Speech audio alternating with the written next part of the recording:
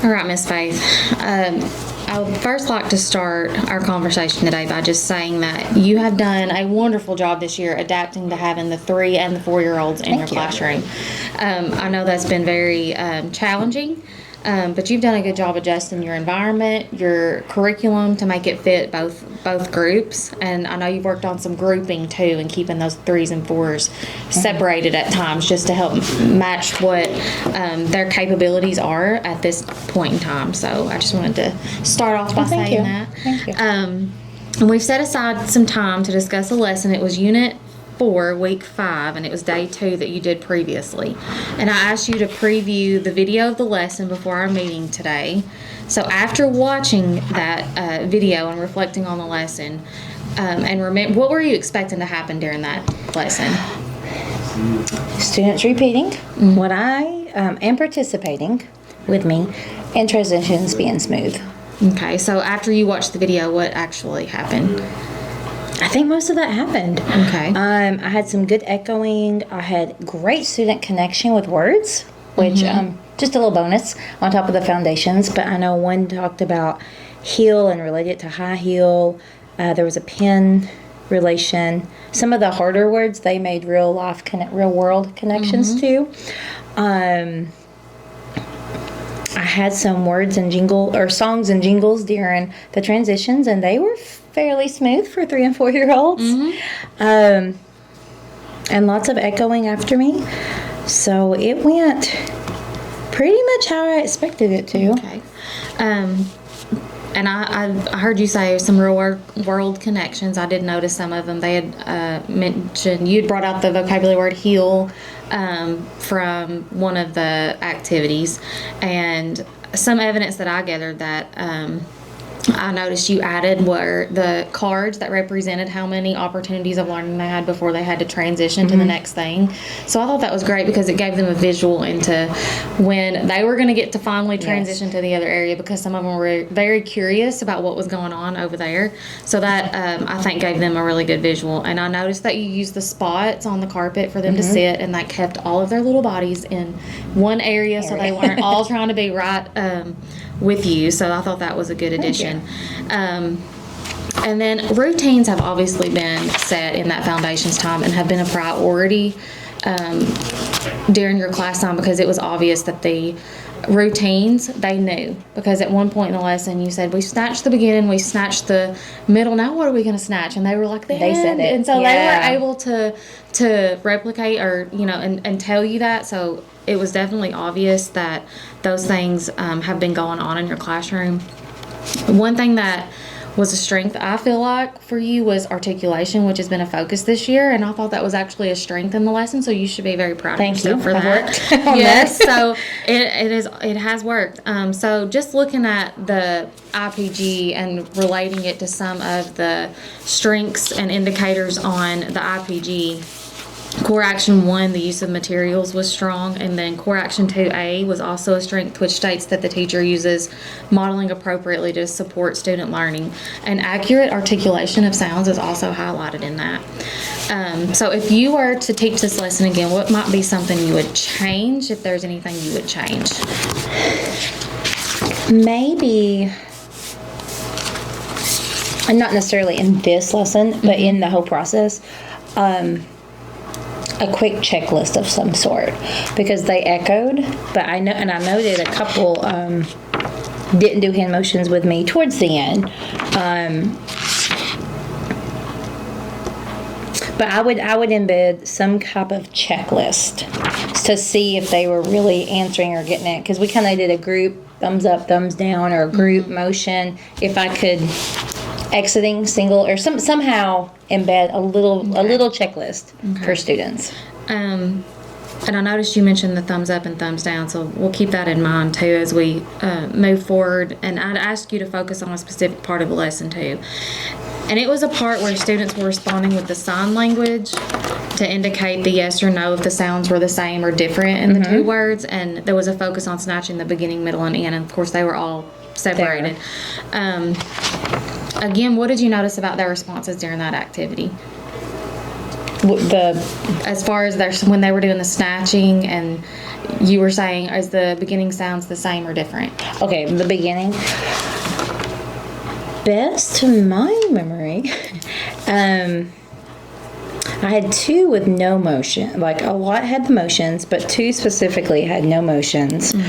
I had participation and I had correct answers, but as a group, I don't know who was individual with it, if that makes sense. Like, I heard, because when you hear back and I'm seeing their, or when you watch back, I'm seeing their heads. I can hear some, but I couldn't pinpoint who said what. Okay. And I noticed that too when I was watching the video. You know, there were some that were doing the motions and some weren't doing the motions. Some of them were answering orally and out loud. And so that was also, you know, some of the other kids were kind of lagging behind. Like, some kids would say yes, and then the other ones would say, oh, yeah, it does. Yeah. And I think at one point in the lesson, you had said, now remember, the sign language for yes and the sign language for no, and making sure they were using those signals.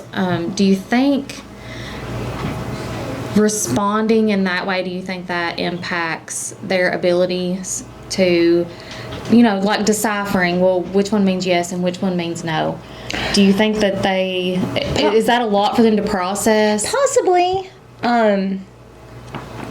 We had done this for a while, but it could have been. And you've had a lot of new ones coming in and out all year long.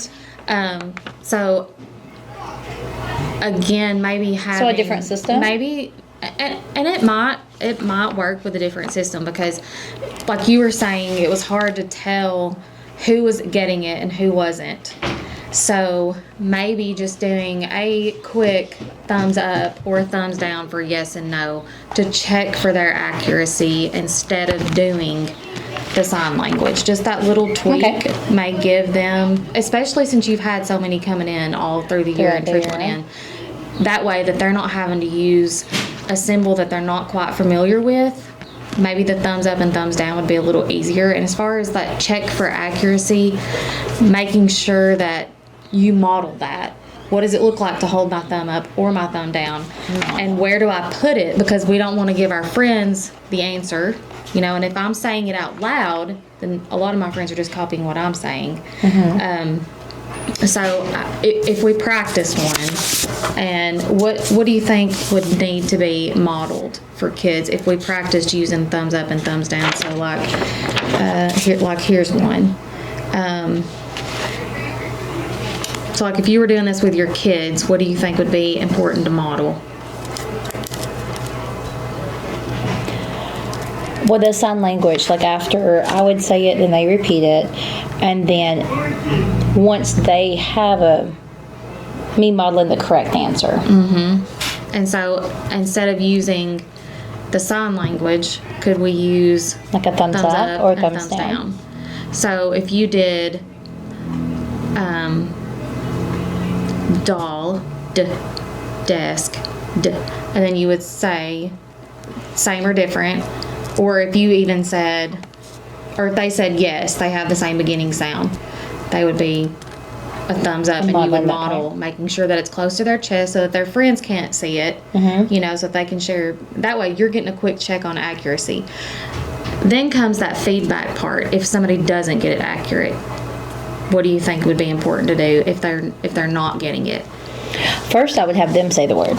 Okay. To see if it's a speech issue, or if they're saying what I'm saying, they could be saying a completely different word. Okay. So I would have them repeat the word.